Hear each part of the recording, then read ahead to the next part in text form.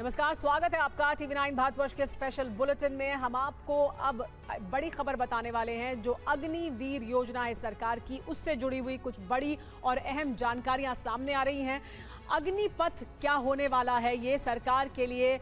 सरकार अग्निवीर को लेकर क्या कुछ नया सोच रही है? क्या किसी बदलाव के बारे में विचार किया जा रहा है? इस तरह की कुछ जानकारियां सामने हैं और उससे जुड़ी हुई बड़ी खबर आपको बता रहे हैं हम। अग्निवीर योजना में सरकार बड़ा बदलाव करने जा रही है। चुनाव में विपक्ष ने अग्निवीर योजना को लेकर मोदी सरकार पर लगातार हमले किए। इस योजना को वापस लेने के भी वादे किए थे, लेकिन अब तीसरी बार शपथ लेने के बाद एनडीए सरकार इसे लेकर कई सुधार करने की तैयारी में है। एक तरफ भारतीय सेना ने रिव्यू और सर्वे के बाद कई सुझाव दिए हैं, वहीं 10 सचिवों की एक कमेटी भी बनाई गई है जो पीएमओ को रिपोर्ट देगी। आपको बताएंगे इस योजना में सरकार क्या बदलाव कर सकती है, लेकिन पहले बड़ी खबर जान लीजिए। बड़ी खबर इस मुद्दे से जुड़ी हुई है कि अग्निवीर योजना पर सूत्रों के हवाले से बड़ी जानकारी मिल रही है। कुछ प्रावधान बदलने के पक्ष में है सेना ने सर्वे और रिव्यू का हवाला दिया है। योजना से जुड़े लोगों से मांगे गए थे सुझाव और इन सुझावों के आधार पर कुछ प्रावधान बदलने के सुझाव दिए जा रहे हैं।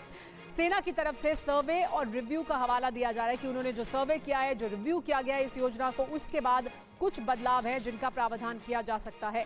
एक और बड़ी खबर इस मामले से जुड़ी हुई है कि अग्निवीर पर 5 बड़े बदलाव के पक्ष में है सेना। तो वो कौन से बड़े बदलाव हैं जिनकी बात की जा रही है? सबसे पहले 25% अग्निवीर रखने के फॉर्मूले में बदलाव संभव है। इसके अलावा कार्यकाल बढ़ाने के पक्ष में भी है सेना, यानी जो कार्यकाल या जिस कार्यकाल का अभी हवाला रखा गया था, सूत्र ये बता रहे हैं, सूत्रों के हवाले से जानकारी ये मिल रही है कि उसमें भी कुछ बदलाव किया जा सकता है। तो अलग अलग सुझाव दिए गए हैं। इन सुझावों पर क्या होगा आगे रुख, लेकिन ये सुझाव फिलहाल सेना की तरफ से दिए जा रहे हैं। सूत्रों के हवाले से ये बड़ी जानकारी आ रही है। लेकिन आइए आपको ये बता देते हैं कि अग्निवीर योजना में क्या बदलाव हो सकते हैं और किन बदलावों के पक्ष में है सेना ने रिव्यू किया है, सर्वे किया है और किन बदलावों को सेना की तरफ से सुझाव दिया जा रहा है कि ये किए जा सकते हैं। तो बदलाव जो जिनके पक्ष में सेना है, वो पहला बदलाव ये है कि 25% वाले फॉर्मूले में सुधार हो, यानी कितने अग्निवीर रखे जाने हैं, इसको लेकर एक रिव्यू किया जाए। 4 साल बाद 60% से 70% अग्निवीर रहें, यानी 4 साल के बाद जो अग्निवीर रहें सेना के पास, वो लगभग 60% से 70% होने चाहिए। दूसरा सुझाव या दूसरा बदलाव जो सुझाव दिया जा रहा है सेना की तरफ से, वो ये कि अग्निवीरों का कार्यकाल भी बढ़ा दिया जाए, यानी जिस कार्यकाल की अभी अग्निवीर के लिए जो प्रावधान किया गया था उसे बढ़ाए जाने की बात की जा रही है। कार्यकाल 4 साल से बढ़ाकर 7 साल कर दिया जाना चाहिए, ये सुझाव दिया जा रहा है, क्योंकि पहले अग्निवीर योजना के तहत 4 साल का अग्निवीर का कार्यकाल होना था, लेकिन सेना की तरफ से सुझाव यह है कि इसे बढ़ाकर 7 साल कर दिया जाए। तीसरा बड़ा बदलाव जो सेना की तरफ से जिसका सुझाव दिया जा रहा है, सूत्रों के हवाले से हमें यह जानकारी मिल रही है कि भर्ती के लिए आयु सीमा भी बढ़ाई जाए।